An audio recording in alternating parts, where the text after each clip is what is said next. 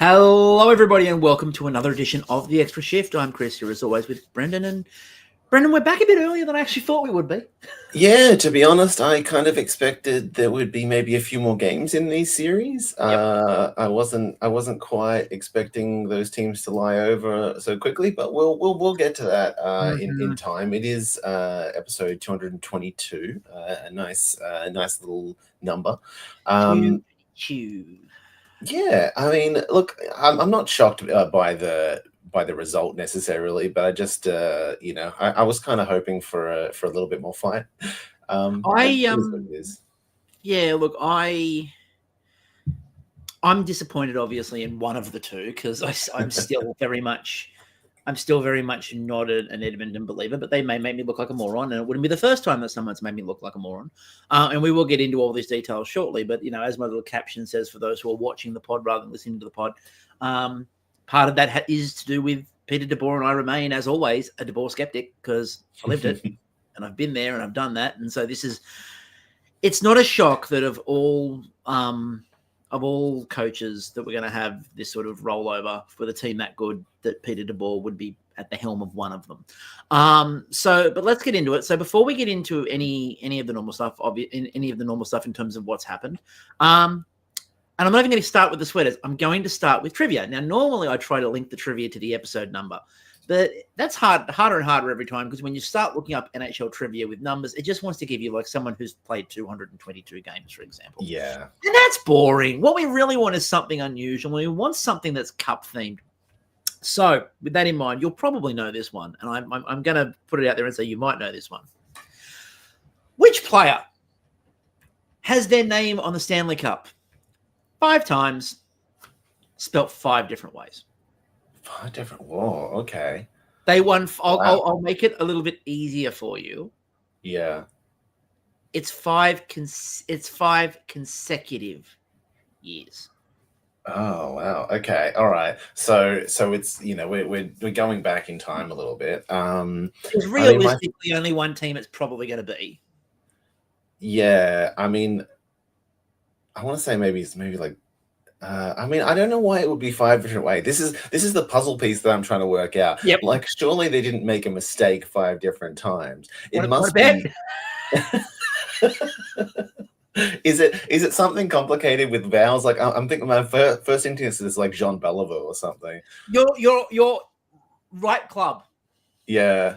It's right club. And you are, and it's not all misspelt. Okay. There are some misspellings, but it's not all misspelled. But not one of the spellings in the 5 years is the same. Oh my God. Is one of them at least correct?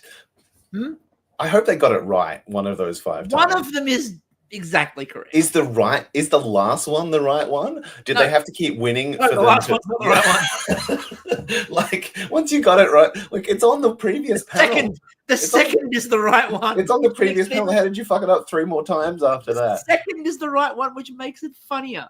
Oh my God.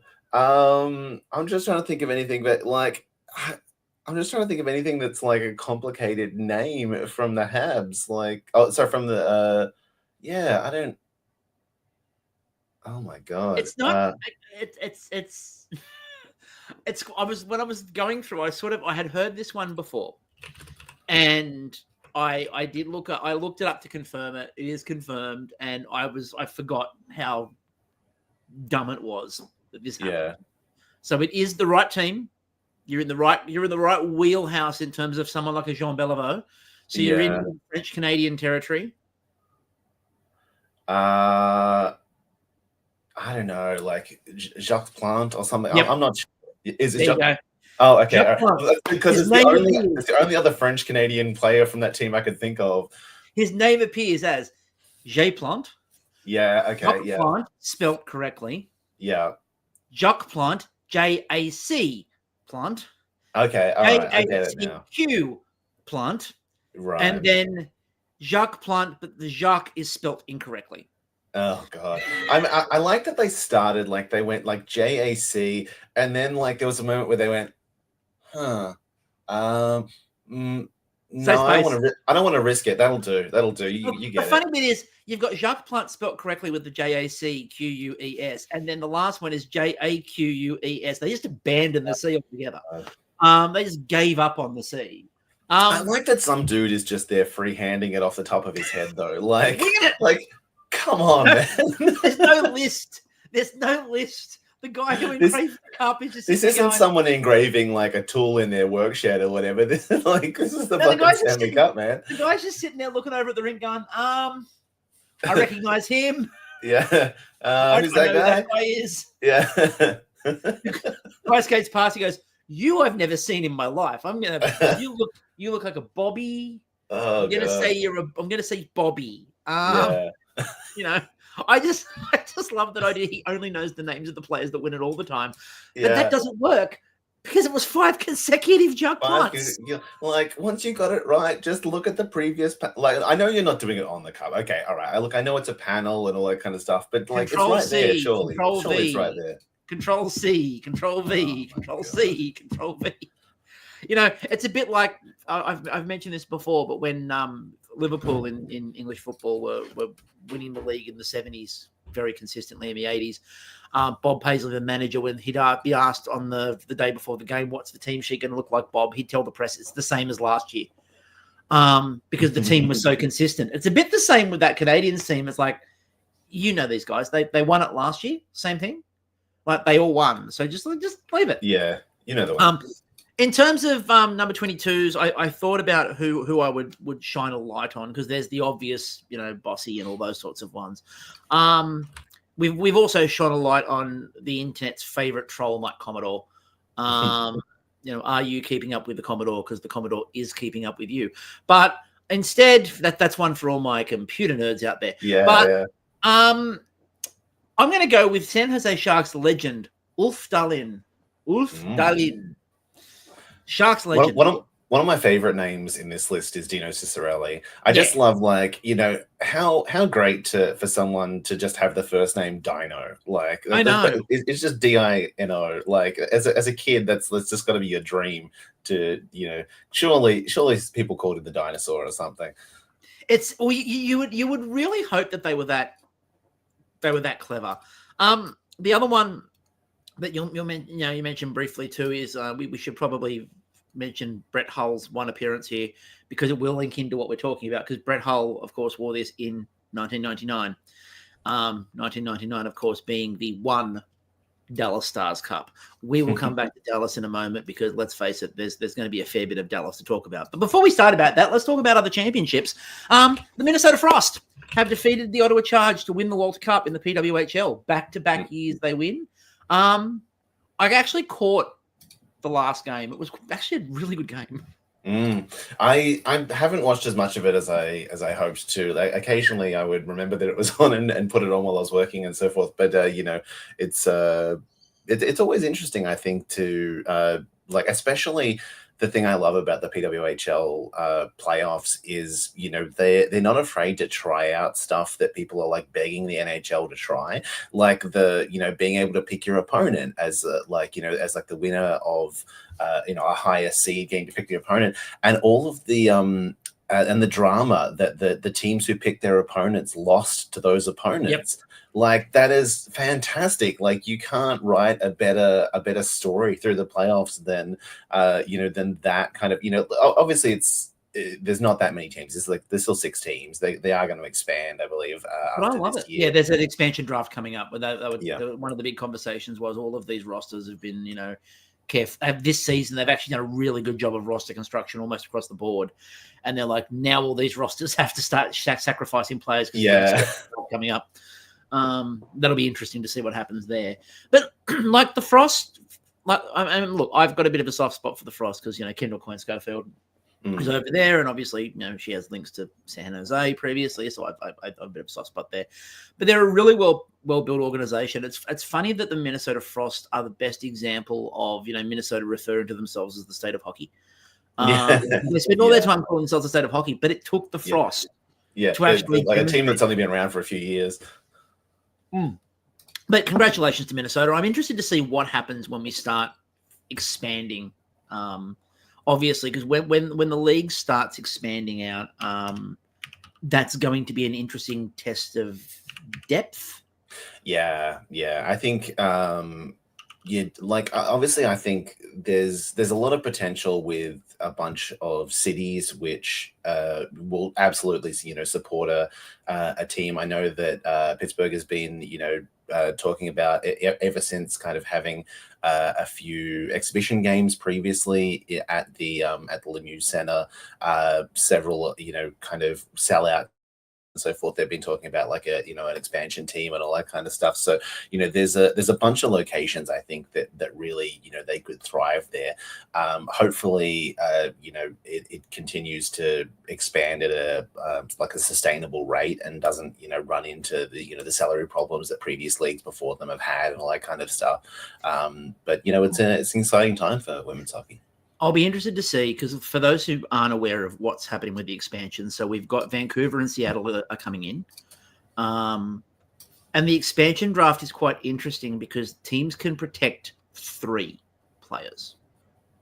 So it's 3 players only that can be protected before the draft. So you're going to, and I like that, and I understand it's because they're smaller roster sizes, obviously. But I also like the fact that it's only 3 because there are enough Team USA and Team Canada, big names, especially in that league, spread across teams, that those teams in Vancouver and Seattle are going to get some good players. Like they're not. They don't want to start on with 2 teams that are just going to get beaten up every night. That's not it's not a big enough league to kind of support that. Like the NHL, you can get away with 31 teams being good and 1 team being like brand new. Give up the 7th forward, center, and a 15th defenseman who's. But if you've only got 8 teams in the league, you really want them all to be pretty good. Yeah, you need to have that. Like the NHL preaches parity, but we'll talk about that parity idea given that we've got the same cup final running it back again. But this is genuinely looking for, we need parity because you want everyone to have a chance, because you want fan bases to invest in teams at the start of a league. So it just makes perfect sense. I did bury the highlight, though, for me of all of this period of time, which is that, ladies and gentlemen, your San Jose Sharks head coach, Ryan Wasowski, is a winner. He is a born winner, ladies and gentlemen, as he took Team USA to the IAHF World Hockey Championship, defeating Switzerland 1-0 in overtime. First USA gold medal since 1933. Ladies and gentlemen, Ryan Wasowski, a hero to the masses. That's right. Interesting. I don't care about the rest. Just Ryan. Yeah, I mean, I obviously interesting to continue the trend of the last few years of Canada kind of falling short in these kind of things. Obviously, the general bar has changed over the last couple of decades, where it used to be like pencil in that Canada's going to win almost every year in any kind of international competition. That's really not the case anymore across like many levels. You talk World Juniors and obviously. The World Championships is always a kind of a mixed bag because it really just depends on which teams have played, like in the NHL have been eliminated, so what players are available and stuff. But still the general level of certain countries is much higher than it used to be comparatively. So nice to see not just another Team USA versus Team Canada rematch in the final every year. But there's also part of the issue that's come out with Canada in obviously the AAHF stuff is that there's a genuine problem when it comes to Canada and international hockey in terms of the coaching structures, organizational structures, who gets appointed where. There's a big thing. If you look at all of the media in Canada, there's a lot of conversations around who gets appointed to what jobs. And how they get appointed to jobs, and the fact that it's been for the longest period of time, because Canada's been so dominant, you can appoint whoever the hell you damn well want to coach the team. You can appoint whoever you want into coaching positions, and they'll just, they'll win. And more at the junior level, where they were talking about the fact that, like, I remember I was listening to Jeff Merrick's talked about it, Dangle's talked about it. People who were coaching in the junior leagues who, like, their team is like 15th in a junior league, but because their buddy is head of development in this part of Hockey Canada, they end up coaching the Canadian national team in the juniors. And it's like, that's not showing development, because then what happens is they go and get their players into the roster because they know those players, and you're not bringing through developmental. And especially at a point in time where we're talking about, especially, and then I know this is obviously we're talking about the men's team here, but this is all part of the same process.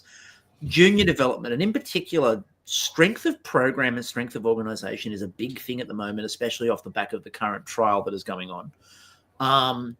Canada's organization just seems to have stopped. They just seem to. If you go, I'm just looking through I'm just looking through at the moment the staff roster for Canada. So Doug Armstrong's the executive director. Dubas is general manager. Getzlaff is player relations. Dean Evason is head coach. Andrew Burnett, Ryan Husker, Steve McCarthy. It's really interesting sort of what they've done in that organization. But like Doug Armstrong being at the top of an executive director, it's an interesting sort of thing. And the roster wasn't bad. The Canadian roster wasn't the greatest thing they could put out, but like you had obviously McKinnon, McKinnon and Crosby, and it was a good roster for sure. I just, compared to some years, I wonder if there's two things at play. First of all, I don't think Canada has taken it seriously. But secondly, I think Canada can't really also acknowledge the fact that the other nations have caught up to them, and they have. Internationally, other nations just put a better mix of players together. And I think that's a really important thing for, Canada in particular to know. And I just don't think they do a good enough job of acknowledging that at the moment. So, look, I think congrats to Team USA. Congrats to Switzerland too. That's not a small achievement. No, that's a huge achievement to get there and be one shot away from winning. Yeah, we know that Czechia has been on the rise. We know Germany has been really good at the last few tournaments as well. Sweden's always there or thereabouts, depending on who they've got on the ice at any point in time. International hockey is actually quite robust at the moment, and I don't think that Canada's coped with it as well as it probably should have. And that's, I don't want to say amusing, but it is deeply amusing. It is deeply amusing. Speaking of deeply amusing, things we all saw coming. Toronto has parted ways with President and alternate Governor Brendan Shanahan.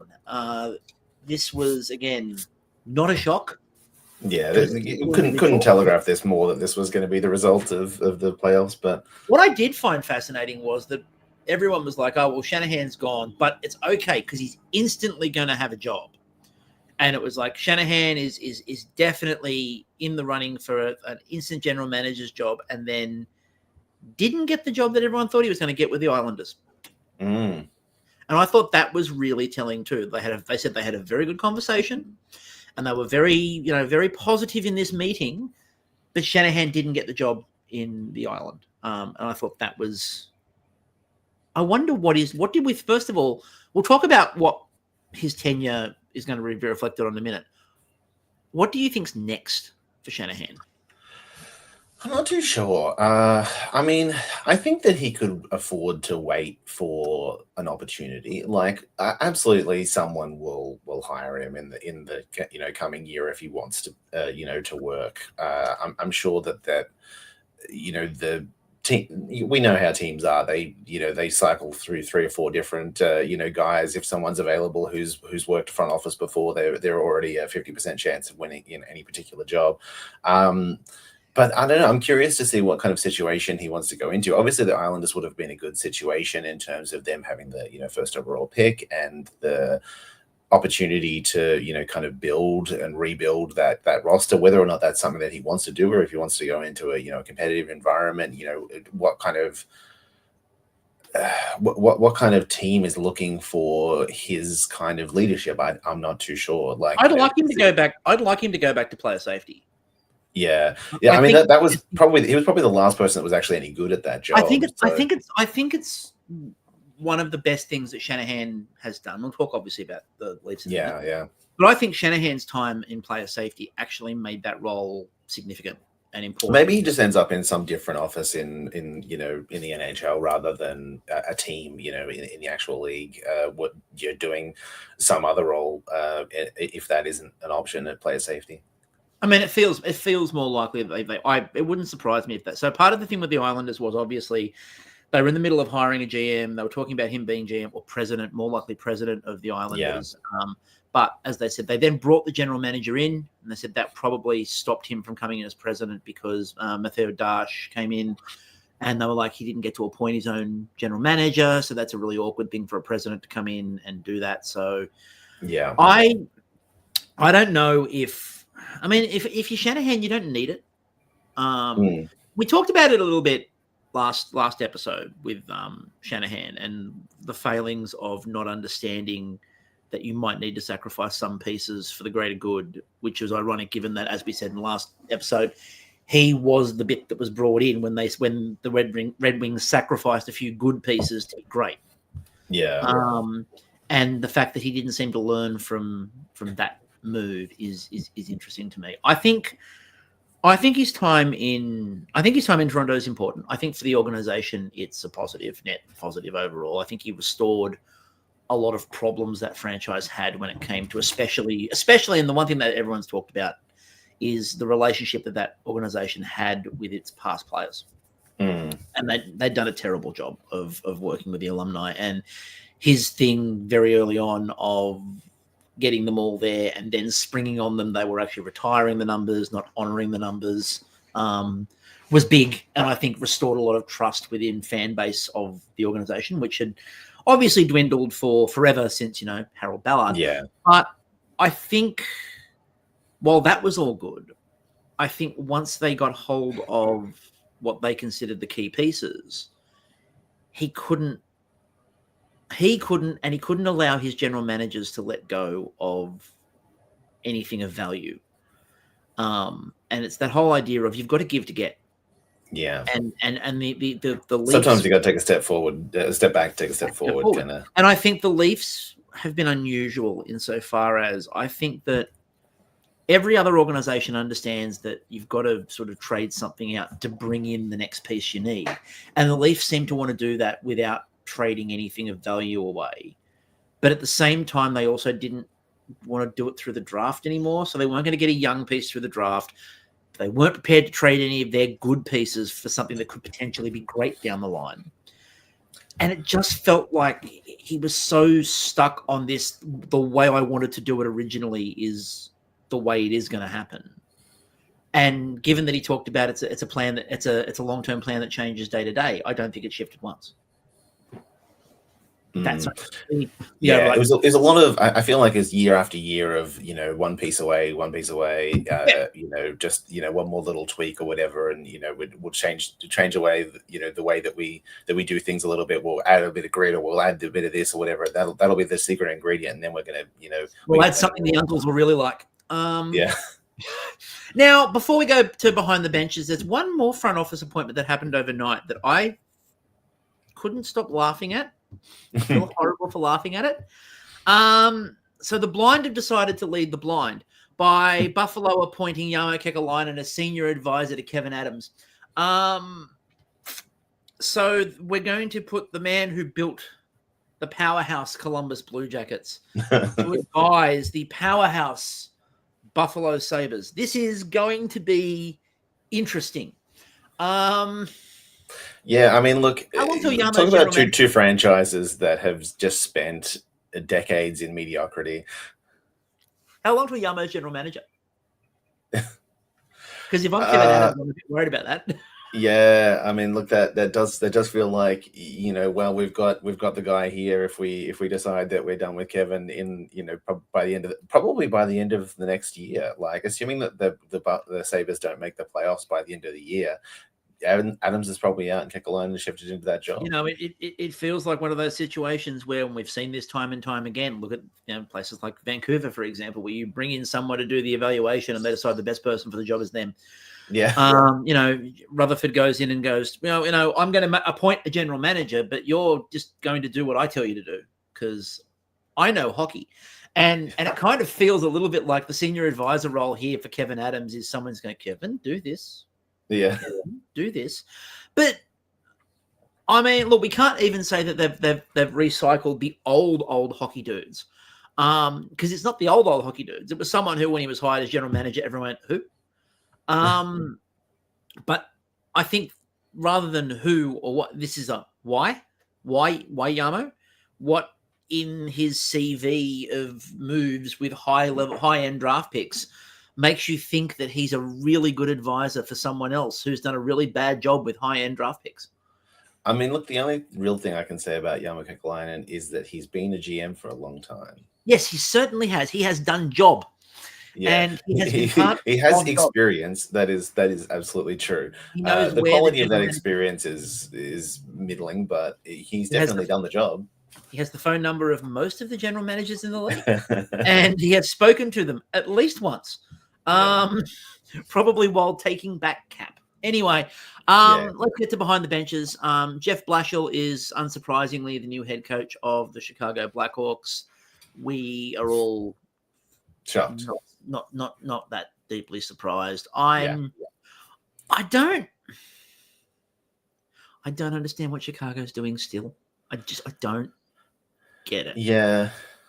I don't get it. And I mean, interestingly enough, just on Chicago, while we're talking about Blashill, obviously the news broke yesterday that Jonathan Toews has been on the phone with Pat Brisson and has mentioned that he is ready to come back and will play next season. He did say earlier this season that he was ready to sign a contract, though, and it didn't sound like. I think maybe he left it too late in this just previous season that a lot of teams that would have been interested no longer had the cap space.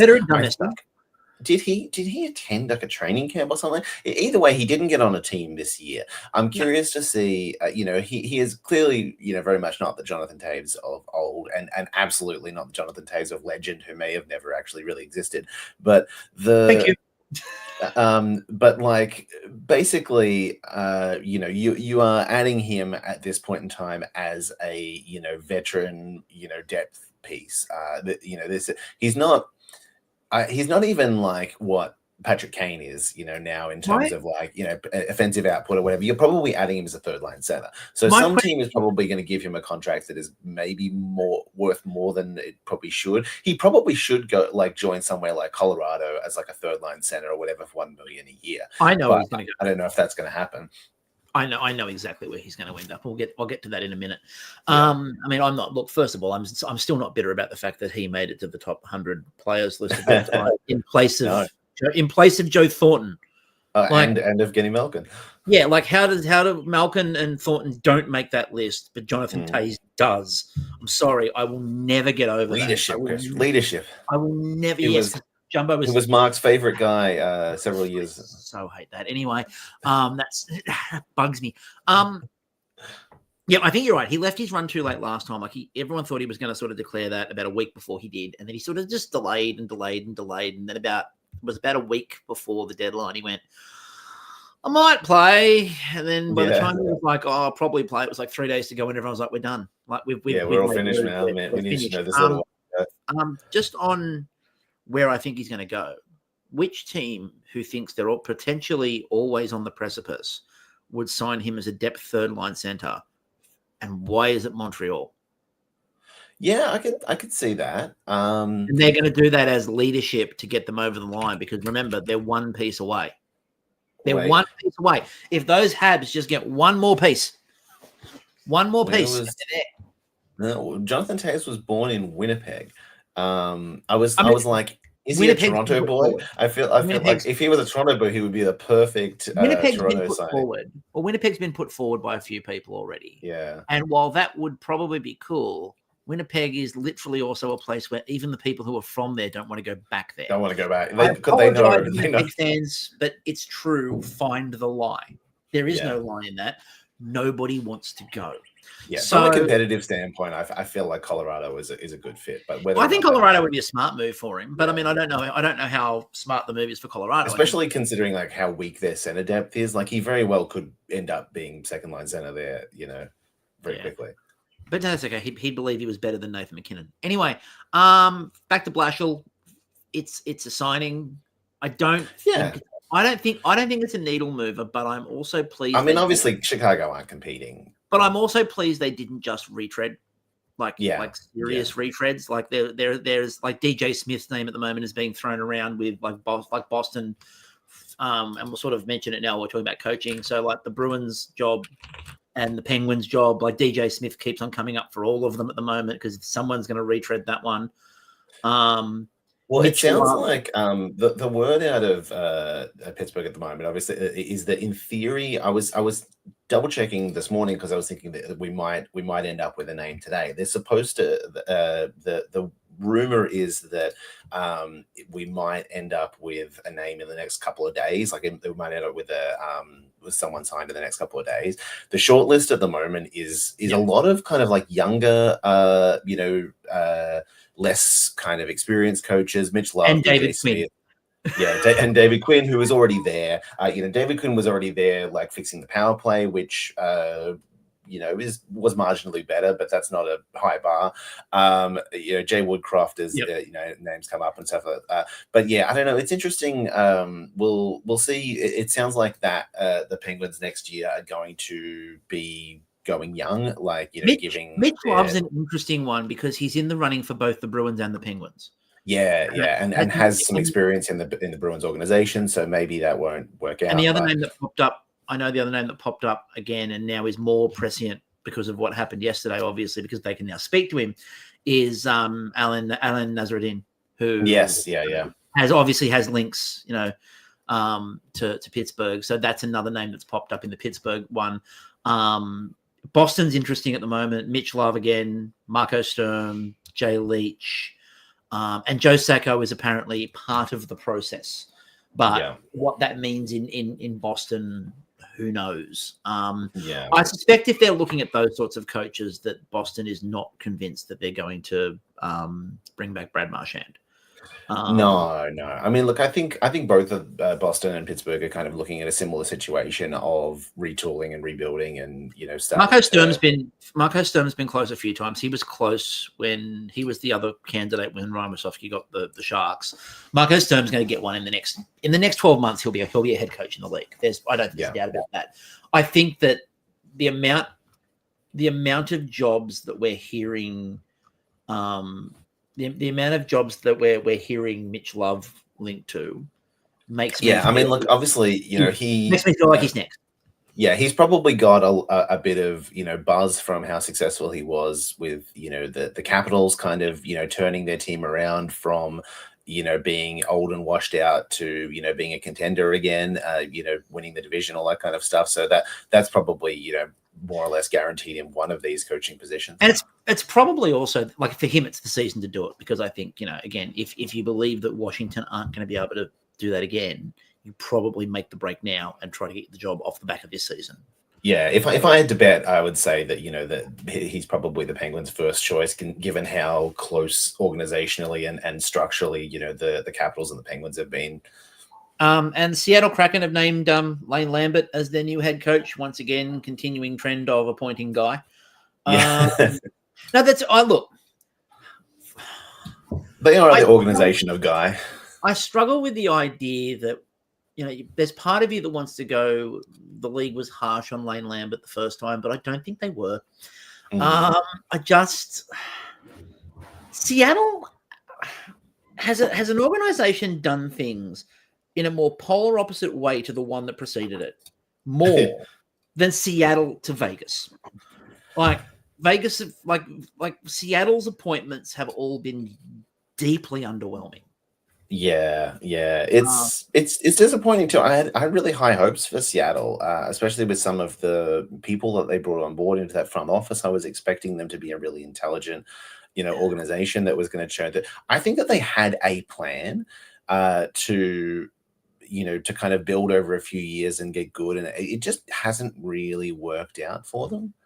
I don't know that it was that good a plan, honestly. No, it was, but look at what they went with, and remember, like, for example, they decided that Spencer Knight was the future of the organization originally, and the way that they drafted, they left players on the board Yeah. that were good, and they didn't get teams to no teams. Unlike the first time with Golden Knights, where everyone paid a premium Yes. to the Yeah. Golden Knights, nobody bribed Seattle, and And I Seattle think that didn't they really spend- misunderstood the market too. You do remember Yeah, they took like 14 defensemen or some yeah, insane amount of defensemen, yeah. expecting that they were going to be this valuable commodity, and then But just ended up having to trade half of them back for almost nothing but none of the because they defensemen just they had too took, many.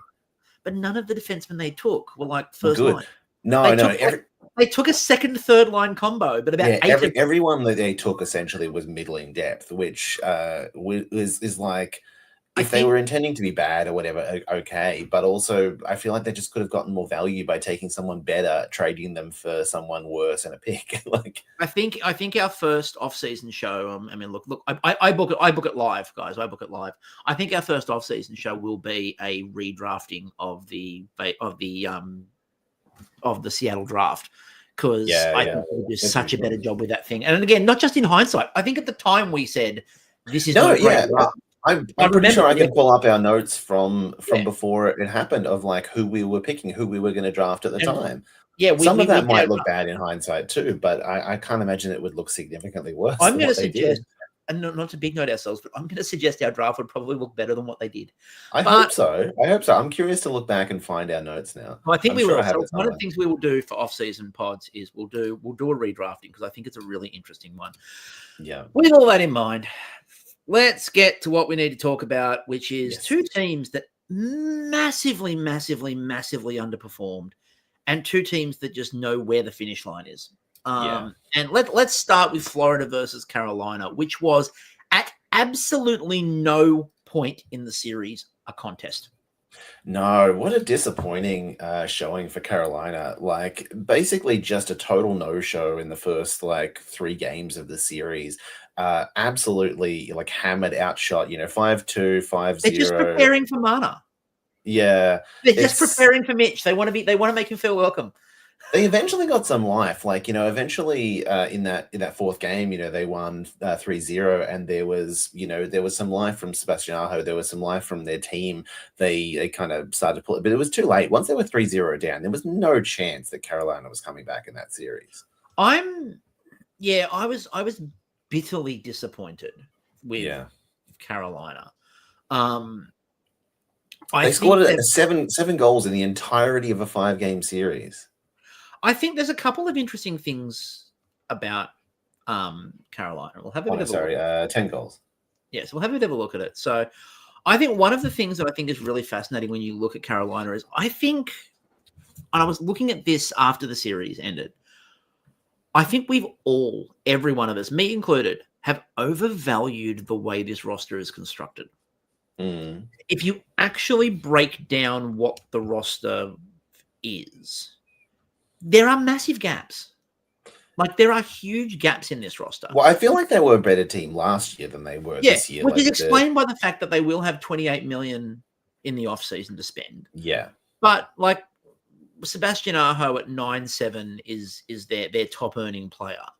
But when you go down that lineup, like Kotkaniemi, so you've got some reclamations, you've got players who have always been good to really good. The players that have been possibly in a higher bracket than that, like for example the Brent Burnses, are old. Yeah. I think Gostisbehere's always been a bit of a weird prospect in terms of he's either been over or undervalued. But I'd argue that Shane Gostisbehere is an unusual player in that I don't think he's ever been valued. I think he's just been over or under, but never valued. Yeah. And like they've just like the Freddie Anderson one. So this is the interesting bit too, because it hasn't actually kicked over yet in terms of that. But the Anderson deal is basically agreed. So they are extending Freddie Anderson in net, which will be interesting as well. So I think they've got a lot of work to do in the offseason. A lot of work to do in the offseason. And I do wonder if they're going to be capable of doing enough. They do feel like a prime Mana team to me, but I also don't think that helps their problems in any way. Like, I think adding $12 million, say, of Mitch Marner, like takes a massive amount of their cap out, but it doesn't fix the depth.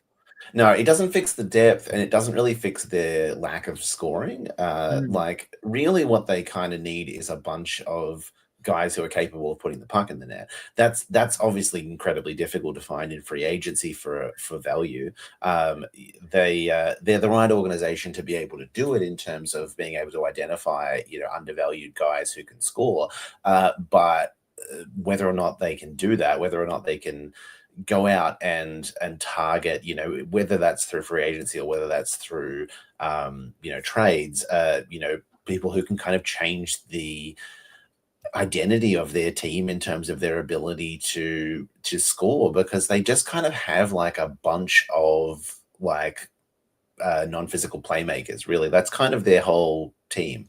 I actually feel like what could be really interesting for them is someone like, and it feels, because I'm going to get people going, but he doesn't score a lot of goals. But I think he could in the right situation. If a team was going to bail the Rangers out of a bit of space and take Lafreniere, I think Carolina would be the spot. Like, I think Lafreniere playing on Sebastian Aho's wing would be a good move for both of them. Like, that would be the sort of Carolina move that I would think would actually make a lot of sense. Would they do that? Probably not. Are they probably going to go and get Mitch Marner, or at least put a massive offer into Mitch Marner? Yes, they probably are. But yeah. I would, if I was Carolina, I'd look around the league for some of those, as you're saying, those sort of undervalued scorers. Well, it's interesting because, look, I think that they've tried. Like, I think Michael Bunting was an attempt at this. They signed him in free agency, trying to add like a different dimension to their team. They were trying to add, a guy who will, go into corners, shuffle up in front of the net, score in ways that they didn't necessarily have, and that just didn't really work for them. Obviously, he was very underwhelming in that organization compared to where he'd previously succeeded. He ended up getting traded to Pittsburgh, and then eventually ended up now on Nashville, where both teams. I think that he's had various levels of success in there, more success than he had in Carolina for sure, but I wonder if it's just something about their system, about the way that they play, or whatever, that they probably need to change a little bit more about their strategy if they want that kind of thing to succeed as well. It's probably not just a matter of adding 3 Michael Buntings and then deciding that'll fix their problem. No, I think it's really, again, depth scoring is a huge problem. Like, they are a team. We talk a lot about teams that rely on one player to do something in order to be good. And like, they really are, they live and die by Sebastian Aho. And if Aho is going to be the guy or not, that's what sort of bears out in their results.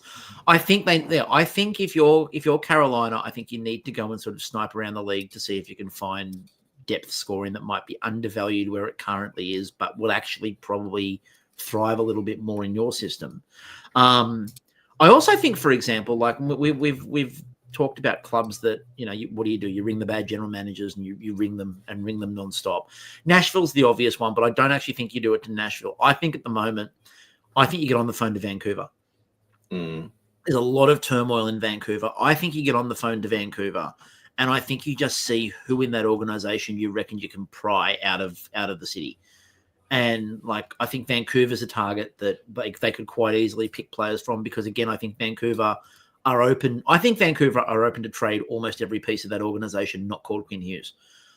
But, yeah, for sure. I think that's. I think the important point for them is they don't want to trade them in the West. Yeah, for sure. I mean, look, maybe Brock Besser is an option that they could try and approach. I think someone like Jared McCann on Seattle. I was thinking McCann as well. An option in terms of that's kind of scoring element to his game. And I think like there are teams that are going to be more open to those sorts of trades. And I think you could go and, I think he's got a no trade list, like a Pavel Zacha even on Boston. Yeah. Casey Middlestat, like go to Boston and ask them for, one of those sorts of players, just to give something that feels a bit more robust. Because it just feels, it feels a lot like they went out and signed all the old guys. We knew that was the strategy, and they openly said that was the strategy. Yeah. But now that strategy has kind of reached the end point, because like Burns will be off that roster now. They're going to need somebody big on defense. They're going to need some scoring. Yeah. I mean, look, it got him into the Eastern Conference Final. It wasn't enough to get them, any further than that. They've got an opportunity now, I think, to, retool that This is the roster. time to rebuild it. Meanwhile, we'll obviously talk about them a little bit more in a minute, but the way the Panthers in this playoffs have just gone from, they've limped in and we're not quite sure, to this juggernaut that's just they're just rolling now. Like they look going, like the team that won last year. They look exactly like, and they're just pummeling through. Like they don't look very stoppable right now. Speaking of stoppable, the Dallas Stars. Yeah. I don't want to say to everybody that I told you that Peter DeBoer would probably end up being a bit of an issue, but my God, he did a bad coaching job in this series. Absolutely horrific coaching job in this series by Peter DeBoer. The Stars started really well. They win the first game, and it looked they looked like, oh, this is going to be good. This is going to be a series. And then they went down very early on, and Edmonton came out of the blocks and like score, and then Dallas just flew, and you're like, okay, this is it. And then the adjustment came for Edmonton, and then they just couldn't score anymore. It was the last thing they did, really, and the rest of the series was just look. Edmonton, I will start, and a friend of mine who does watch the pod, who's in Canada and is a massive Edmonton fan, messaged me after the last podcast with, "Oh my God, you said something nice about Edmonton." He was genuinely surprised. Hey, Brian, how you doing? But for me, I look at Edmonton and I go, look, I don't know if they're better than last year. I genuinely don't know if they're better than last year. What they got was somewhat surprisingly, Stuart Skinner had a good series. That helped. That really helped. I mean, look, he's on a roll right now. Hopefully, if he can keep up this form, then that's all you need. He's only going to do it for another 7 games at most. I think that if you can keep up the pace, if you're Stuart Skinner, I think that Edmonton's got a really big chance. And I think a lot of what we'll talk about in the preview and obviously shortly, if Stuart Skinner's on, they've got a shot. If Stuart Skinner reverts back to the pumpkin, this is going to be fast. And I think that's sort of going to be a big determiner of the series. But we'll come back to Edmonton because obviously we're going to have some time to talk about them. I would like to look, Florida's got a way or two to deal with a goalie. Yeah, they certainly do. Just right, Sam Bennett, just right over the top. I by the way, can I just say I'm really enjoying all of Leafs media now debating which player they're going to get, Marchand or Bennett. It's a fait accompli that one of them is automatically going to do it. I think, by the way, it will be Marchand, and I think they're going to overpay massively. Anyway, absolutely. Let's get into the more important point for me, which is that the Dallas Stars are in big trouble. So, $4.95 million is what they've got projected for the upcoming off season. Some people will go, they're losing a lot of aged players. Yeah, but the aged players that they're losing are Jamie Benn, Matt Duchene, Evgeny Dadonov, Mikhail Granlund, Colin Blackwell. And then on defense, some of their biggest scorers, Yeah, they've got to sign Nils Lundqvist, who's an RFA. Brendan Smith is a UFA. Cody Ceci is a UFA. And they go, well, you don't have to bring that. Well, you need to bring someone back. They need to put somebody on the roster because that roster, as it stands right now, is not deep enough to do anything. They need to add. There's 2 lines there, and they're good lines. But you need a third and a fourth. They need a third and a fourth. And defensively, they're better. I actually think they're better stocked defensively than they are offensively. In terms of the depth, they can at least do that. But one of the ways they might clear some of this space could be in net. So assuming that they haven't alienated Jake Ottinger. Let's talk about why I think Peter DeBoer will not be coaching this team at the start of the season. So I'm going to say it right now. And by the way, one of my predictions was that I thought DeBoer would be fired this season. Now, I did think it would happen mid-season. But be that as it may, I'm going to claim half points if they do it before the start of next season because DeBoer ran out of ideas. Pure and simple in this series, Peter DeBoer ran out of ideas. And anyone who's supported a team coached by Peter DeBoer knows at some point he runs out. Everybody who's had a team coached by Peter DeBoer as well knows that he very, very quickly jettisons goalies and blames goalies for all of his ills. Martin Jones's confidence took a hit in the follow-up season to the Stanley Cup. Now, he was a bit wobbly. DeBoer was not kind. And a lot of the way that DeBoer handled Jones had a lot to do with why his confidence absolutely disappeared. Right. Say what you want about what Martin Jones was or was not. But before that wobble, which became a plummet, he had backed up a team to the Stanley Cup final in a way that was, he wasn't a passenger. He was good all the way through that season. He was great in those playoffs. DeBoer then goes to Vegas, and we get the infamous sword photo Alan with Walsh, Alan the Walsh's Fleury, sword. And then we get this game where 2 shots, 2 goals, and it's the action on the bench. And I caught the clip on Dangle, but I saw it when I was watching the game back. And he's on the bench, and the 2 goals go in, and DeBoer just goes, makes a hand gesture and flicks, off you come. Yeah. And immediately pulls him. And then in the post-match press conference, absolutely throws Jake Ottinger under the nearest bus. Basically says, well, obviously we've got a problem here because, he's now lost 8 games in 2 years to the same opponent. It's just been Jake Ottinger's fault. Yeah, he's the only guy on the ice. He's the only one out there. The defense was really good when they were talking to players after the game, and they were like, no, we absolutely hung him out to dry. We didn't give any support to Ottinger. And the follow-up, before we sort of go to what you think about it, for me, is that in a game where you have to win, I know he's conceded 2, but you look at your bench and you realize that Casey DeSmith is the backup. Yeah. And you as Peter DeBoer, rather than call the timeout, get everyone over and calm everyone down. Yeah. Go get everyone over to the bench.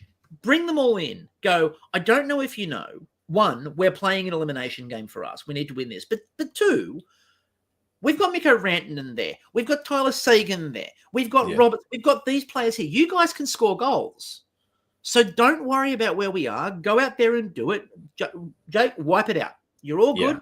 Starting back from nothing. You can do this. He calls the timeout after DeSmith gives up one of the softest goals in the playoffs that I think I've seen. He was still, as they said, I think the comment was that they were celebrating the goal while he was still kicking at the phantom puck that was nowhere near where he was. Yeah. I don't understand why you look at that situation, look at Jake Ottinger and go, he's conceded 2 in 2, maybe calm it down, or Casey DeSmith. I don't understand. I don't think another head coach in the league would go Casey DeSmith. Not after that. Look, obviously 2 goals and 2 shots isn't great. But I just don't know that was a rational decision. I think that was an emotional decision, and it's probably going to cost him. You have to think about they need to win the next 3 games, including that game. There's ramifications further than just, well, I have to get someone else in or whatever. There's some element to here's a reset or whatever, we're going to put another goalie in, but Casey DeSmith is not the guy who is going to necessarily stabilize your team and get them scoring and stuff. And look, props to the Stars. They did come back in that game and score, a few goals. They got themselves within 1 goal a couple of times in trying to actually get back in that game and win it. Unfortunately, they also scored an own goal shortly after that and basically sunk the boat at that point. That was pretty much the killer. But yeah, I don't know. It seems short-sighted to me to, firstly in the series and secondly, just kind of in your chances of staying head coach of this team. It was really interesting because I think that if you go look at the stats, technically DeSmith has a better save percentage this year than Ottinger, but it's 25 games versus 58. Right. So that's not it's a 9. Yeah, and he's playing the backups and it's a 919 versus a 905 for Ottinger. So that's not that much. I mean, look, it hasn't been the best Ottinger season, But they've kind of got to make this decision in the off season. And I think it's going to be that they're going to have to make the decision this year because next year the no move kicks in. So they've got to have to make this decision in the next 12 months. There may be a situation with Ottinger where it becomes a case of, is Peter DeBoer back? If Peter DeBoer is coming back, I am not. Because there would be, if Jake Ottinger suddenly went, I want to trade, and puts in a trade request, there are a lot of teams in the league that are making phone calls to Dallas. A lot of teams are making phone calls to Dallas. So I think and again, when I look at the situation in Dallas, do I think that Peter DeBoer can get more out of this team? I personally, and everyone's not going to be surprised by my view on this, I don't think Peter DeBoer can get more out of this. I think we've kind of seen it. I think we've kind of seen what it's not like he's just turned up there. He's been there. They do the same thing every year.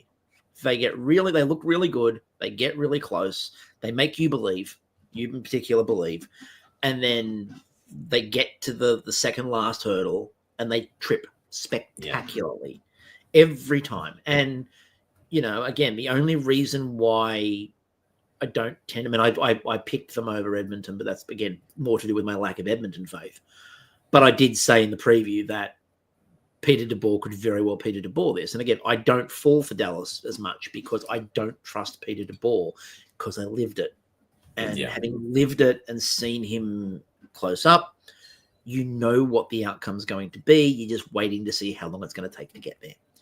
And I think that yesterday's press conference, I think he might have been on a cusp of a conversation in Dallas by just losing the series.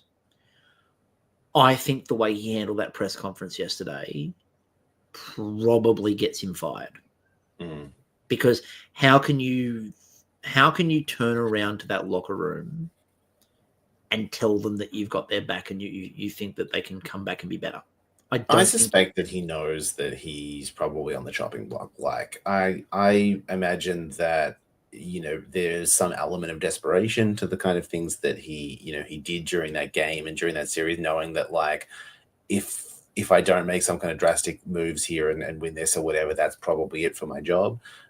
I think the other interesting question is, if Dallas decides they're going to cut bait and move off DeBoer, where do they go?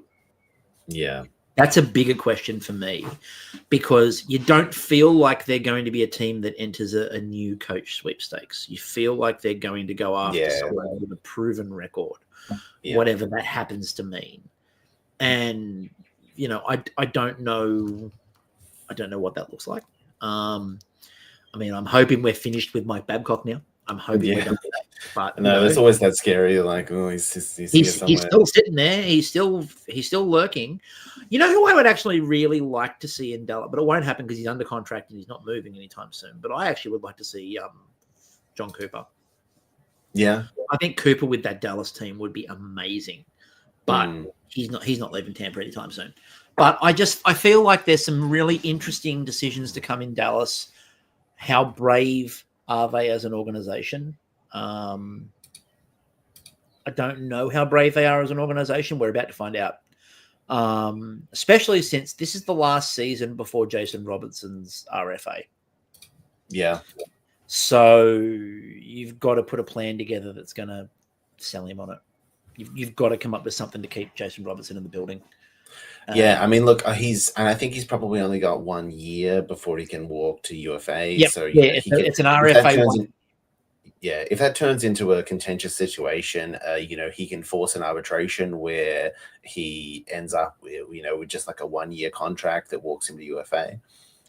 But I think they've got to come up with a solution here. And also, again, I think do they move out? Do they move out Ottinger?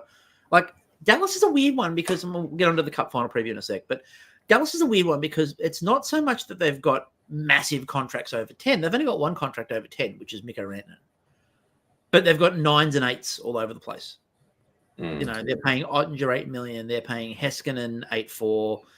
They're paying Sagan $9.8. They're paying Roope Hintz $8.4. They're paying White Johnson $8.4. Yeah. That and Jason Robertson's done 7.7, and whatever that next contract is going to be bigger. That number is not less than a 9, and 9.5 would be a discount. Yeah. So I don't know. Like, I think Dallas are in big trouble. There's some decisions to be made there for sure. Let's, however, talk about two teams that are not in big trouble. Edmonton, Florida. We had to go 12 months around the clock to come back to this again. Right back to here. Right back to where we started from. Sorry, Leafs fans, didn't mean to trigger you there. Yeah, I mean, look, it's going to be interesting. Obviously, last year we saw a 7-game series out of this. I think arguably last year the Panthers were, the better team in that series, and they just couldn't close it out early enough. There was enough kind of fight back to push it to 7. I suspect it's kind of a similar situation this year. I still kind of like the Panthers more in this series, but we've seen throughout the whole playoffs and just generally throughout his career the ability for McDavid to just decide, I'm just going to score. It's really just a matter of how much he's able to exert his will on this series and be able to kind of, take over certain games. It could very well be another 7-game series again. It's very much, as I titled the episode, McDavid versus the Mountain. Yeah. Like, this is... I don't know how many goes in a row McDavid's going to get at this. No. I don't know. And this is the thing, is that Connor McDavid is definitely going to want to take this opportunity. That goes without saying. I think that McDavid and Draisaitl are in a spot where they will probably feel more confident this year because they've done it once now and they've been through this once, and they know what that felt like. And I believe firmly Florida is the better of these two teams. And I don't think it's actually a close thing. I think Florida is the better of these two teams. But Edmonton has the two best players on the ice. Yeah. And I think we're in a battle of the two best players on the ice versus the best team in hockey. Yeah, to be honest, I get real 2009 vibes of like Penguins versus Detroit. That they had a similar situation where it was a rematch of 2008 where they where they got all the way but couldn't win. They win in 2009 against the arguably the better team. For Crosby's first cup. It feels very, very much like that. It could be a very kind of similar story for McDavid. Obviously, he's a few years older than Crosby was at that point in his career. But it's not going to get any easier for McDavid now. He's 28. He'll be 29 next season. Once he hits his 30s, the type of player that he's going to be probably will change as he ages. This is an opportunity, and maybe his last opportunity for a while. Potentially, it's so hard to get back to the cup final. The chance of him doing it 3-4 years in a row, kind of think is very unlikely. So this could be it. This could be the year that we see him break through and win. I think the interesting repercussions for this are that both of these teams actually have cap to spare. So it's not like these are two teams that this is their one go and then boom, it all explodes. No, but I mean, look, we know how volatile the playoffs can be, even if you're a great team. But in terms of for Edmonton in particular, they are completely at the whim of a goalie. Like completely at the whim of a goalie. And it would not surprise me in game one if someone like Sam Bennett decided to just run over the top of Stuart Skinner. Yeah. Or you send out a player that you think you can probably spare for the rest of the series, for example, and you just go over the top of Stuart Skinner and take him out and at the very least put him off his game a bit. I look at the roster of the Panthers, and it's finding the weak spot is near impossible. They just don't have many weaknesses. They've got depth. They've got depth scoring. They've got solid defense. I would even trust if Vanacek had to come in. I'd even trust Vanacek to come in and do a job if Bobrovsky for any reason got injured. Not to the level of Bobrovsky, but I would trust Vanacek. There is absolutely no rational concept for me that says that Florida isn't the better team and that Florida doesn't win this series. And that is why I am tipping Edmonton. Yeah, I actually kind of feel the same. There's nothing about Florida that makes me doubt that they're the better team in the series and probably should win it, which means absolutely Edmonton will win. I think there's a real kind of X factor to McDavid and the Oilers and all that kind of stuff of just and the Panthers having just won it the previous year. I think there's a sense of urgency and a sense of desperation that the Oilers will have in this series that the Panthers may not just emotionally be able to reach in the same way. I kind of just have a feeling. I kind of just have a feeling that the Oilers, might get totally outplayed the entire series and still win in the same way that the Penguins won in 2009. Despite their goaltending, despite their their depth. I think it would be hilarious too, because then we're going to get a lot of think pieces to talk about how Edmonton built this brilliant roster that won. Yeah. When in reality, Edmonton will just have the two best players on the ice. Yeah. And they are going to have the two best players on the ice. Look, I think regardless of who wins the series, I think we're probably going to get either Draisaitl or McDavid win the MVP playoff. Yeah, absolutely. Yeah. And McDavid's already got one of those in a losing effort. I just, there's no reason for Florida to not win this. There's no, I look at them and I just go, there's no reason. I still don't trust the Oilers. I do not want the Oilers to win because I do not want Evander Kane to be rewarded in any way, shape, or form as a repulsive human being. I do not want that man to get a ring, especially when Joe Thornton doesn't have one. But I cannot, in all good conscience, say I want the Oilers to win. I do not want the Oilers to win. But I just feel like McDavid and Draisaitl are going to do something in this series. And I also feel like we might see Florida try to do some of the more dark arts and it not work. The other thing is too, there's realistically only 4 targets on Edmonton that you should target. Yeah. Stuart Skinner, McDavid, Draisaitl, Bouchard. They're the 4. Florida's whole thing, if they're going to target people, is you target those 4 people and you hit them as hard as you can. But the problem with that is, especially when it comes to McDavid, is you've got to catch him. Yeah. Yeah. And we've already seen, Draisaitl play through, insane injuries. And he will obviously continue to score from one leg. So I don't believe it's the weirdest prediction I've ever made. I don't believe in them in any way, shape, or form. I do not believe they are how you build a roster. I do not believe in any way, shape, or form that anyone in the league should look at Edmonton and go, that was a great build and that's a fantastic job. Yeah. But I just think that McDavid and Draisaitl are going to get one, and I think this is it. Yeah, I agree. I'm picking Edmonton in 7. And I'm going to say Edmonton in 6.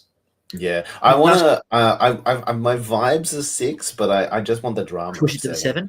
I don't think we get to a deciding game this time. I think we might get to a point where it looks like it could go towards a decider, and then in game 6, McDavid goes off.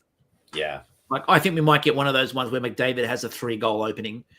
And that's it. They just run away. Look, if we can have that, but with maybe Evander Kane, hurting himself really badly, I'd appreciate it. Somehow getting taken off the team. Yep, somehow just leaving the organization altogether before he gets a ring. That'd just be being great. Abducted by aliens in the middle of the series. My planet needs me. Very poochy. But I feel dirty. I feel dirty for predicting it. I feel dirty for saying. I hope this works for you, Florida. I really do. But I just feel like McDavid and Draisaitl will be too much in terms of just their will to win this. And also it will then be incredibly funny because then the year after that is McDavid's last year under contract. And after he's won the cup in Edmonton, cue all of the Canadian media talking about how it's time for the Leafs to take that big swing and bring him home. And that becomes the narrative, is Connor McDavid in Toronto, and that becomes the narrative. We start getting conversations in the off season, McDavid for Matthews, who says no. Yeah. Wouldn't it be funny, just before we go, wouldn't it be absolutely hilarious if the Edmonton Oilers used all of their spare cap space and got Mitch Marner? Yeah. That would be hilarious. They're not going to do it, but that would be the funniest thing in existence if the Edmonton Oilers used all their cap space and got Marner to play on a wing. I kind of want it to happen just for the internet. Just for the internet, and just for like TSN and Sportsnet. Like the melt would be incredible. Nick Kyprios wouldn't cope.